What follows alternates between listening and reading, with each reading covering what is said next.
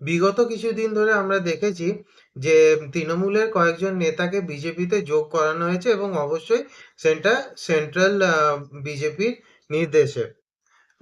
এবং আমরা যারা ভোটার, যারা আমরা বিজেপিকে ক্ষমতায় নিয়ে এসেছি, তাদের মধ্যে একটা ধারণা জন্মে গেছে যে এই সব কিছু চলে গেল, সব কিছু শেষ হয়ে গেল, বিজেপি শেষ হয়ে গেল। তো এই নিয়েই আমার কয়েকটা বক্তব্য রাখার আছে, কয়েকটা কথা বলার আছে আমাদের দর্শকদের। যে আপনারা একটু রিল্যাক্স করুন, একটু ভালো করে নিঃশ্বাস নিন, রিল্যাক্স করুন, এখনই সবকিছু শেষ হয়ে যায়নি। একটু কুল রাখুন, ঠিক আছে? একটু ঠান্ডা হন, একটু ঠান্ডা মাথায় ভাবুন জিনিসগুলোকে, এখনই সবকিছু শেষ হয়ে যায়নি। নমস্কার, আমি অম্বরীশ ব্যানার্জি, আপনাকে আমাদের চ্যানেলে স্বাগত জানাচ্ছি। তো শুরু করছি আজকের এই টপিকটা। প্রথমত, একটা কথা খুব চলছে যে তৃণমূল ভালো হয় না, বা যারা ভালো হয় তারা তৃণমূল হয় না। এটা আমিও বিশ্বাস করি, টু আ লার্জ এক্সটেন্ট আমিও এটাকে বিশ্বাস করি। কিন্তু আমার কথা হচ্ছে যে যখন শুভেন্দু বা রুদ্রনীল বা সজল ঘোষ বা রিসেন্টলি তাপস রায় জয়েন করেছিলেন বিজেপিতে, তো তখন এরা কি ছিলেন? এরা ভালো তৃণমূল ছিলেন না খারাপ তৃণমূল ছিলেন? না তৃণমূল এদের আগে ভালো ছিল, হঠাৎ করে খারাপ হয়ে গেছে? কোনটা হয়েছে?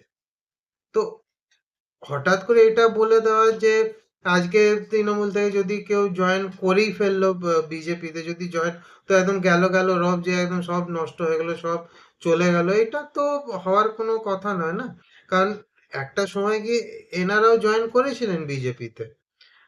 শুভেন্দু অধিকারী আজ মুখ্যমন্ত্রী, রুদ্রনীল, সজল ঘোষ, তাপস, তাপস রায়, এনারা এমএলএ হয়েছে এবং তাপস রায় তো মিনিস্টার হয়েছে, অর্জুন সিং মিনিস্টার হয়েছে। এরা কোথা থেকে এসছে? ম্যাক্সিমাম তো আপনি যদি দেখেন যে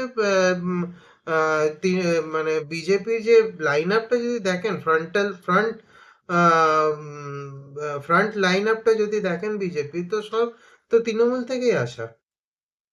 তো তৃণমূল কি তারপরে খারাপ হয়ে গেল, না তার আগেও খারাপ ছিল, না এরা ভালো ছিলেন, কোনটা? তো তাহলে তো এটা কন্ট্রাডিক্ট হয়ে যাচ্ছে যে তৃণমূলের কেউ ভালোই হয় না। দ্বিতীয়ত, আজকে যদি আপনি বিজেপিকে সরিয়ে দেন বা বিজেপিকে ক্ষমতা থেকে সরিয়ে দিতে চান, তাহলে কাকে নিয়ে আসবেন? সেই তৃণমূল পাল্টে যে তৃণমূল হয়েছে, মানে কালীঘাট তৃণমূল থেকে ঋতব্রত তৃণমূল হয়েছে, ওদের নিয়ে আসবেন? না বামেদের নিয়ে আসবেন? কংগ্রেসের কথা তো ছেড়েই দিলাম, ছাড়ুন, বাদ দিন। কংগ্রেসের কেউ নেই, কংগ্রেসের আহ, ওদের আসার মতন কোনো চান্সই নেই। তো কাদের আনবেন? বামেদের আনবেন? সিপিএম কে আনবেন? 34 বছর পরও আপনার মনে হয় যে সিপিএম এই রাজ্যকে চালানোর মতন তাদের মানসিকতা বা ক্ষমতা বা তাদের পজিটিভ কোনো অ্যাটিটিউড আছে? আপনাদের মনে হয়? 34 বছর তো বাংলাকে ডুবিয়ে দিয়ে চলে গেছে। অ্যাকচুয়ালি যে এই যে লোকেরা বলছে 15 15 বছর না 40, আমি যে বামেদের শাসনে ধরে নিই আর তৃণমূলের শাসনে ধরে নিই, তো কুল মিলিয়ে 49 বছর ধরে বাংলা মানে লাত খেতে খেতে খেতে খেতে খেতে খেতে আজ মানে কোথায় চলে গেছে? তো কাদের আনবেন? এদের নিয়ে আসবেন আবার ঘুরিয়ে ফিরিয়ে? কি এদেরই নিয়ে আসবেন? যদি আজকে বিজেপিকে হঠাৎ তাড়িয়ে দেন, মনে হয় যে না, বিজেপিতে তৃণমূলের লোক ঢুকে যাচ্ছে, ওদেরকে আনা যাবে না, আবার চুরি করবে, চামারি করবে, ইয়ে করবে, তো আনবেনটা কাকে আপনি? কোথাও তো আপনাকে একটা ভরসা রাখতে হবে, কোথাও তো একটা ভরসা দেখাতে হবে আপনাকে।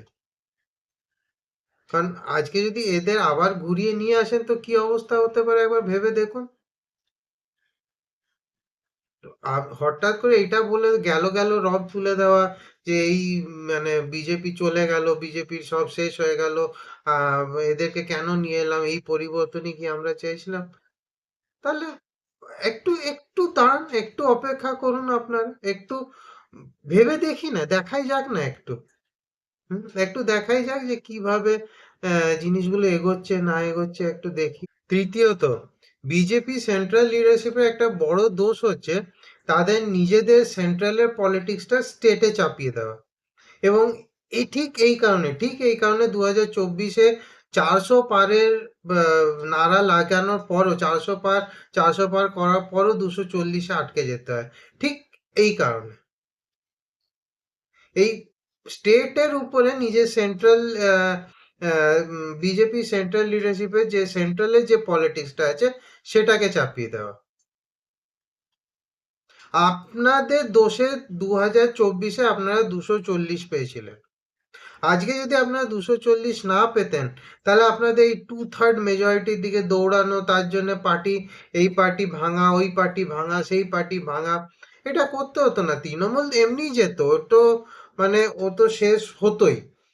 তৃণমূল হেরে হেরে যাওয়া মানে, আর মমতা ব্যানার্জি হেরে যাওয়া মানে তৃণমূল শেষ। তৃণমূল অলরেডি গন কেস, ঠিক আছে? কিন্তু তার মানে এটা নয় যে তৃণমূলের লোকজনকে মানে বিজেপি এনডিএর দিকে নিয়ে আসা। ঠিক আছে, ডিরেক্টলি হয়তো আপনি পার্টিতে যোগদান করাচ্ছেন না, কিন্তু আপনি এনডিএ তে তো নিয়ে আসছেন তাদেরকে 2/3 মেজরিটির জন্য। আগে কি করবেন না করবেন সেটা তো পরেকার কথা, কিন্তু এখন আপনাদের নিচু তলার কর্মীরা, আমরা যারা ভোট দিয়েছি আপনাকে, তাদের মনে তো একটা সংশয় তৈরি হচ্ছে। কারণ এই তৃণমূল হারার পরে এদেরকেই তো চোর চোর চোর স্লোগান দিতে হয়েছিল। এই সায়নী ঘোষ, এরা কিভাবে যে অ্যান্টি হিন্দু, কিভাবে এরা হিন্দু ফোবিয়া, এরা মানে এদের মধ্যে একটা গেঁথে আছে। এরা এরা কি করে ইন্ডিয়াতে আসতে পারে? এরা এদের এদের যোগ্যতা আছে যে এরা এই বিয়েতে এই ফোল্ডে আসতে পারে? ঠিক আছে, ক্ষমতার দিকে একটা মানুষের অনেক পলিটিশিয়ানদের ক্ষমতার দিকে যাওয়ার একটা লোভ থাকে। বাট আপনি এই তৃণমূল, এদেরকে তো চোর চোর বলা হয়েছে, চোর চোর বলে ডিম মারা হয়েছে। আপনি এদেরকে কি করে ইন্ডিয়ার দিকে নিয়ে যেতে পারেন? এটা একটু ভেবে দেখবেন। এটা একটু ভেবে দেখার দরকার আছে সেন্ট্রাল লিডারশিপে, বিজেপি সেন্ট্রাল লিডারশিপে। নাহলে অবভিয়াসলি এটা ফ্যাক্ট যে আমাদের মনে কোয়েশ্চেন্স অ্যারাইজ করছে, অনেক রকম প্রশ্ন আসছে আমাদের মনে, যে যাদেরকে আমরা চোর চোর বললাম তাদেরকেই যদি এই বিজেপির ওয়াশিং মেশিনে ধুয়ে টুয়ে নিয়ে চলে আসা হয়, তাহলে কি হবে আগামী দিনে? এটা ভাবাচ্ছে আমাদেরকে। দেখুন, আপাতত আমরা দেখতে পাচ্ছি যে সরকার দুর্বার গতিতে চলছে, খুব ভালোভাবে চলছে, ডিসিশনস গুলো খুব ভালো নেওয়া হচ্ছে, এবং সরকার খুব ভালোভাবে চলছে। আহ, শুধু এইটাই চাইবো যে বিশেষ করে বিজেপি সেন্ট্রাল লিডারশিপ যেন নিজেদের ওই পলিটিক্সটা, নিজেদের ওই পলিটিক্যাল অ্যাম্বিশনস গুলো যেন স্টেটের উপরে না চাপিয়ে দেয়। কারণ অটোমেটিক্যালি কি হবে, যারা আজকে ভোট দিয়েছে, আজ পরিবর্তন চেয়েছে, তা যারা সত্যিকারের পরিবর্তন চেয়েছে, যাদের বিজেপি থেকে বিশাল আশা, বিশাল ভরসা, সেই ভরসাটাকে আপনারা ভেঙে দেবেন না প্লিজ। তৃণমূলদের এইভাবে ধুয়ে মুছে ওয়াশিং মেশিনে নিয়ে এসে মুছে দিয়ে করে নিয়ে চলে আসবেন না প্লিজ। কারণ এরা অনেকে হিন্দু বিরোধী, ট্রিমেন্ডাসলি হিন্দু বিরোধী এরা। এদের এক একটা কমেন্ট, এক একটা আহ, এক একটা টুইট এরকম আছে যা, যেটা এইগুলো বোঝায় যে ওরা কিভাবে ওরা হিন্দু বিরোধী। ওদেরকে এইভাবে ওয়াশিং মেশিনে ধুয়ে নিয়ে চলে আসবেন না প্লিজ, আপনাদের কাছে এটা আমাদের অনুরোধ। আর এমনি আম জনতা বা দর্শকদের কাছে, দর্শকদের এটাই বলবো যে আপনারা এত জলদি আশাহত হবেন না। আশা আছে, এখনই আপনারা গেল গেল রগ তুলবেন না প্লিজ। যারা এই নিয়ে ভিডিও বানাচ্ছেন তাদেরও বলছি, একটু একটু সামলে, একটু ভালোভাবে, একটু দেখে শুনে ভালোভাবে অবজার্ভ করে কথাগুলো বলবেন। কারণ না হলে মানুষের মনে একটা বিরূপ উম, একটা বিরূপ ধারণা জন্মাবে, এবং সেটা প্রতিফলিত হবে ভোট ব্যাংকে। তো আমাদেরকে আমাদের ভোট ব্যাংকটাকে নার্চার করতে হবে। আদারওয়াইজ আমাদের দেখুন, প্রবলেমটা কি হয়েছে জানেন তো, এতদিন ধরে আমরা বেসিক্যালি হিন্দুরা, গোটা ভারতবর্ষেই বলছে, আমরা হিন্দুরা সোসাইটিতে, সোসাইটাল যে আমাদের ইউনিটি, সেটা আমরা তৈরি করতে পারিনি। আমরা অর্গানাইজেশনস তৈরি করতে পারিনি সেইভাবে, হিন্দু অর্গানাইজেশন যারা হিন্দুদের কথা বলবে। আমরা মন্দিরে গিয়ে মন্দিরে গিয়ে আমরা আমরা একত্রিত হতে পারিনি, আমরা একসাথে বসে পলিটিক্যাল বা অন্য চিন্তাধারা বা কালচারাল কথাবার্তাগুলো আমরা বলিনি, আমরা মন্দিরে যাই না, আমরা রেগুলার বেসিসে মন্দিরে যাই না, আমরা রেগুলার বেসিসে অ্যাজ আ কমিউনিটি আমাদের জমায়েত কতটা হয়, কতটা হয় বলুন তো? এবং এই কারণে কি হয়েছে, আমাদের পলিটিক্যাল নির্ভরতাটা অনেক বেশি হয়ে গেছে, আর পলিটিক্যাল পার্টির উপর নির্ভর অনেক বেশি হয়ে গেছে। জিনিসটা বুঝতে হবে যে BJP after all is a political party, এটা প্রথম জিনিস। দ্বিতীয় জিনিস, পলিটিক্স মানে ভালো খারাপ নয়, পলিটিক্স মানে হচ্ছে you have to choose the best among the worst, সব থেকে যারা খারাপ তাদের মধ্যে যে সব থেকে কম খারাপ, আপনাকে সেটা চুজ করতে হবে। কারণ আমি স্টিল আমি এটা আমি বিশ্বাস করি, আমি এটা আজকেও বিশ্বাস করি যে BJP at it's worst is better then the opposition at it's best. তো সুযোগ তো দিতে হবে, কাউকে তো সুযোগ দিতে হবে, এইভাবে তো হতে পারে না।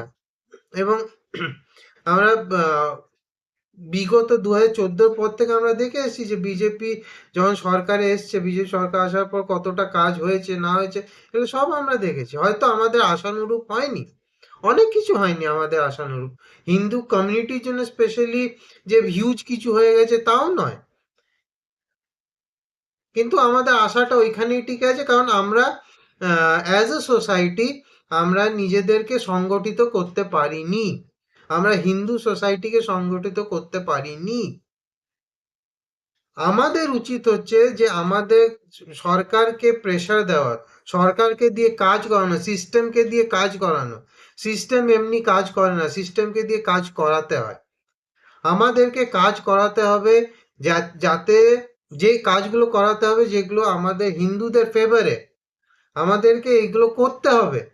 এইগুলো যদি না আমরা করতে পারি তাহলে আহ, মানে জানি না, মানে আমরা কোথায় ভেসে যাবো আলটিমেটলি। কারণ after all BJP is a political party, ও নিজের ফায়দাটা দেখবে আগে, ও নিজের ভোট ব্যাংক আগে দেখবে, ও নিজের পলিটিক্সটা আগে দেখবে। আপনাকে ওদেরকে মানে সরি আমাদেরকে ওদেরকে দিয়ে কাজ বার করাতে হবে, কাজ হাসিল করাতে হবে, নাহলে আমরাও টিকবো, নাহলে আমরা টিকতে পারবো না এইভাবে।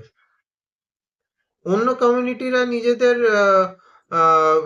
নিজেদের মানে ভোট ব্যাংকের জোরে বা নিজেদের ইউনিটির জোরে বা নিজেদের কাজটা ঠিক হাসিল করে নিয়ে বেরিয়ে যাবে, যেমন আজ অবধি করে এসছে, এবং আমরা ওইখানেই দাঁড়িয়ে থেকে যাব।